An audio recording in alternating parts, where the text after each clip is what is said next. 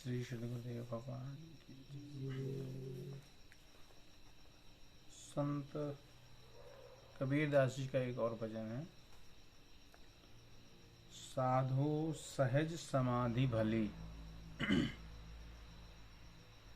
साधु सहज समाधि भली। साधु सहज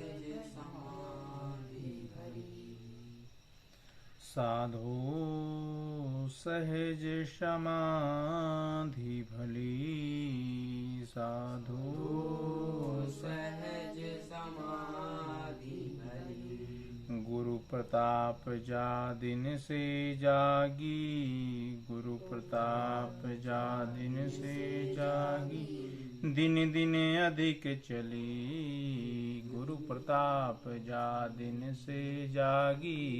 दिन दिन अधिक चली। साधु सहज समाधि भली। साधु जहाँ जहाँ जाऊं सोई परिक्रमा। जो कुछ करूं सो सेवा। जब सोऊं तो करूं दंडवत। पूजूं और न देवा। साधु सहज समाधि भली। कहूँ सुनाम सुनूं सो सुमिरन। खाऊं पीऊं सो पूजा। ग्रह उजाड़ एक शम देखूं। भाव मिटा दूं दूजा। आँख न मूंदूं कान न रूंधूं। काया कष्ट न गारूं। खुले नयन ते पहचानूं। हंस हंस सुंदर रूप निहारूं। शब्द निरंतर से मन लागा। मलिन वासना त्यागी। उठत बैठत कबहु न छूटे। ऐसी तारी लागी। साधु सहज समाधि भली। कहें कबीर यह उन्मनि रहनी। सो प्रगट करि गाई। दुख सुख से परे परम पद।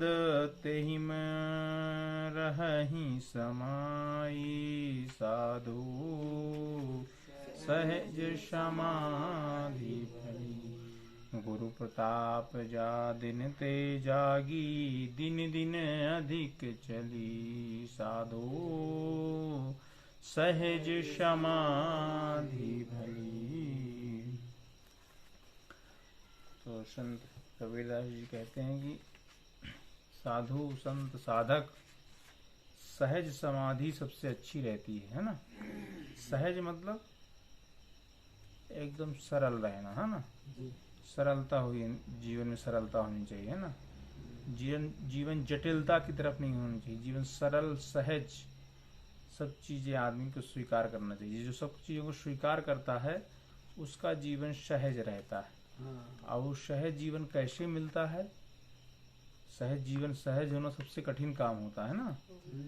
जैसे नवधा भक्ति कहलाती है ना। तो नवधा भक्ति में जो नौवीं भक्ति होती है ना, सहज सरल सब सल छन हीना, है ना। मामा भरोस ही हर्ष न दीना, है ना। तो नौवीं भगत कहलाती है ना। तो सहज होना सबसे कठिन काम होता है ना। सहज हो जाए तो सब कुछ मिल गया, है ना। सहज मतलब सब चीज को स्वीकार करने की बुद्धि आ जाए अपने अंदर हर चीज को स्वीकार करने की क्षमता आ जाए, है ना। तो उसको क्या बोलते हैं? सहजता, सहज हो जाना, है। कोई चीज उसके लिए कष्टदायक या उत्साहित करने वाली, अति उत्साहित करने वाली न रहे, है ना। ठीक है, खुशी आई है तो कोई बात नहीं, दुख आया है तो कोई बात नहीं, दोनों चीजें स्वीकार हैं, सहज है ना। जब ऐसी अवस्था जाती है तो इसको मन की सहज अवस्था बोलते हैं ना। तो इसी को सहज समाधि अवस्था भी बोल देते हैं। सब में सभी अवस्थाओं में मन जब समता का आदि हो जाता है तो उसको सहज समाधि कह देते हैं, है ना। ये कैसे होता है? गुरु प्रताप जा दिन ते जागी। दिन दिन अधिक चली। बिना गुरु के प्रताप के, बिना गुरु की कृपा से, है ना, बिना गुरु के आशीर्वाद से कभी संभव ही नहीं है ना।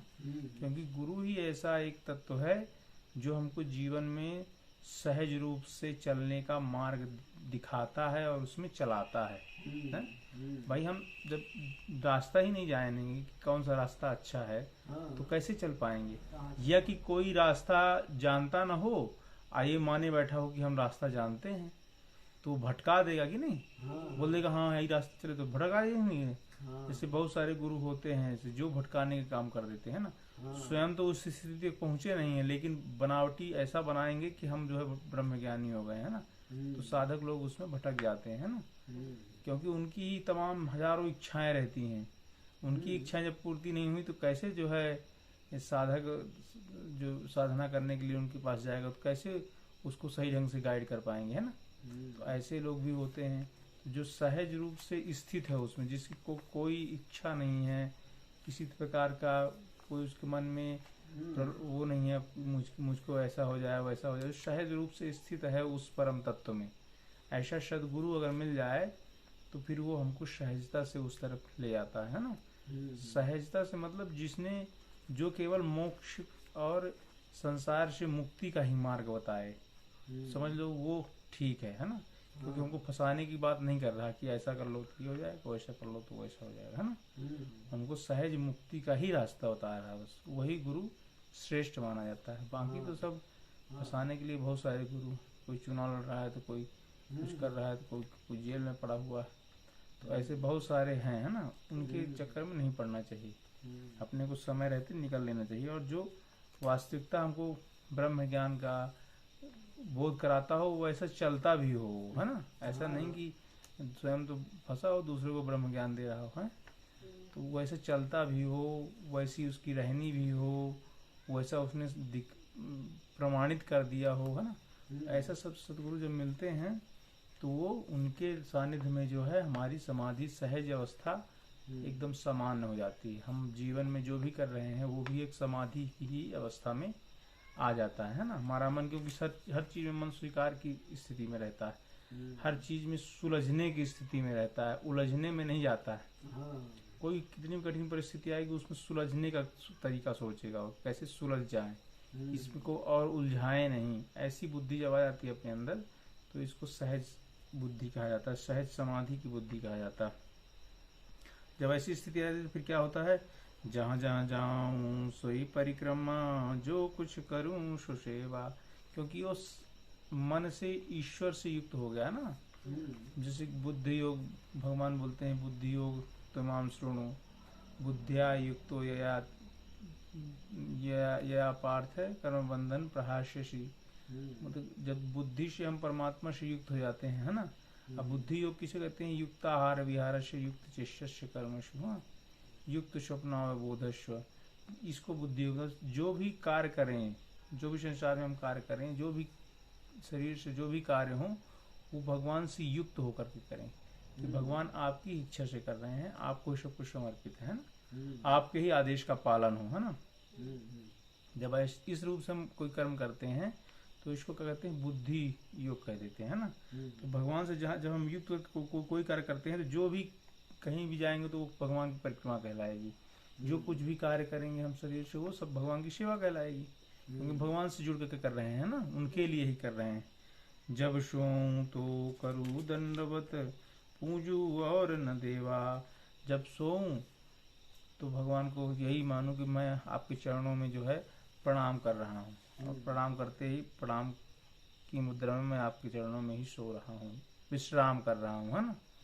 और जो कुछ करूँ सो पूजा, जो कुछ भी कार्य कर रहा हूँ सब उनकी पूजा। तो जब उनसे जुड़ के कार्य करते सब उन्हीं की तो पूजा है, उनके आदेश का पालन करना गुरु जी के पूजा ही कहलाती है। कहूँ सो नाम, सुनूं सो सुमिरन, खाऊं पीऊं सो पूजा। जब कहूँ कोई कार्य कुछ बोलूं तो भगवान का ही नाम हो, ऐसी वाणी निकले हमारे अंदर। ऐसा नहीं कि किसी को उद्वेगित करने वाली, किसी को दुख पहुंचाने वाली, तो वो दुष्ट वाणी कहलाएगी। कष्ट देने वाली जो वाणी होती है ना, दुष्ट कहलाती है। जब हम किसी को बोलें और मधुर वाणी से बोलें तो भगवान का नाम ही कहलाएगा वो भी, है ना। मधुरता से किसी से बात करें तो मधुरता से बात करें, किसी से कुछ करें तो मधुरता से, ऐसा नहीं कि बार बार चिड़चिड़ाएं, क्रोधित हों, तो ऐसा हमारा ही सुख चैन जाएगा ना उसमें। दूसरे अगर ठीक है जो जाएगा जाएगा, तो ऐसा प्रयास करना चाहिए कि सब जो भगवान से युक्त रहते हैं वो ऐसे बोलते हैं जैसे मधुरता से बोलते हैं, है ना। और जब भोजन आहार करते हैं तो भगवान का प्रसाद मान के उसको पाते हैं, है ना। जब भगवान का प्रसाद मान के पाते हैं तो वो भगवान की पूजा ही हो जाती है ना। ग्रह उजाड़ एक शम देखूं भाव मिटा दूं। ग्रह मतलब जब ग्रह हो जाता है तो हम लगता है कि हम अपनापन, है ना, ये मेरा घर ये उसका घर, है ना। तो ग्रह मतलब अपनापन ना रहे उसमें, है ना। वो भी मट्टी का, सीमेंट का, ईंटे का, इसी का तो बना हुआ है। तो ऐसा भाव होना चाहिए कि ये तो सब छाया है शरीर के लिए, है ना। ऐसा भाव होना चाहिए कि तो सब छाया है, मेरा तो कुछ है नहीं, सब भगवान का है, ये सब छाया है, बस हो गया। ऐसा भाव न रखना चाहिए कि ये मेरा है, ये इसका है, ये इसका, है ना। ये सब छाया है शरीर के लिए, बस जब तक है छाया है ना। ऐसा तो अपना पराया तो कुछ होता नहीं है भाई। मिट्टी सीमेंट किसी की हुई है आज तक, है किसी का कोई कुछ हुआ बता दो भैया। कोई लेके बांध के चला जाता हो घर जेब में डाल के, भगवान के घर में रहेंगे तो वहां अपना घर खोल लेंगे, फिर अब वहीं रहेंगे, ऐसा तो कुछ होता नहीं। जब शरीर ही नहीं जाता, शरीर ही मिट्टी में परिदम मिल जाता है, तो फिर घर क्या जाएगा, है। शरीर ही नहीं जाता तो कुछ साथ में जाना है क्या, कुछ भी नहीं जाना है। तो समभाव से होना चाहिए कि सब शरीर की छाया है। इसलिए ग्रह घर भी और जंगल सब एक जैसे है सब उसके लिए, है ना। ऐसे भाव से रखना चाहिए। आंख न मूंदूं कान न दूंदूं काया कष्ट न धारूं। कुछ लोग होते हैं कि बस हाँ क्या कर रहे हैं, बस महाराज जी जो है 18 घंटे से ध्यान में बैठे हुए हैं, कान बंद कर लेते हैं कि नहीं कुछ सुनना नहीं है, एकदम से ठपकी लगा लेना है कान ना।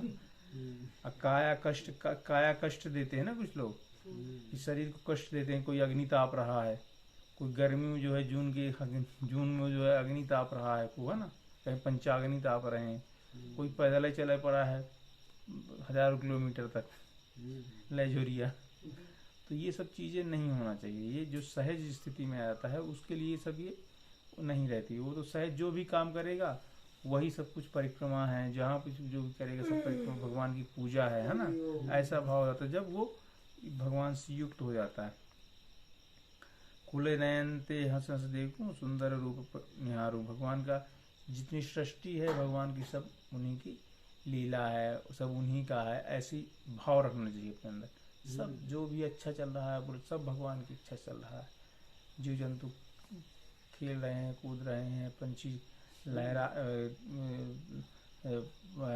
हवा में गोते खा रहे हैं, जीव जंतु आपस में खेल रहे हैं, कूद रहे हैं, सब पेड़ पौधे एकदम से शांत अवस्था में खड़े हुए हैं। ऐसे भाव अपने अंदर होना चाहिए। सब ईश्वर की लीला चल रही है ना। उन्हीं को देख तक हमेशा मन को प्रसन्न रखना चाहिए, है ना।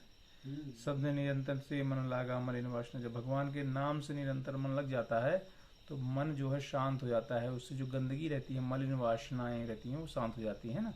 इसीलिए भगवान के नाम को खूब स्मरण करते रहना चाहिए। जो भी शब्द सुनाई दे सब भगवान का शब्द मान के उसको स्मरण करना चाहिए। उठत बैठत कबहू न छूटे, ऐसी भगवान के नाम में ऐसी तारी लग जाए, है ना।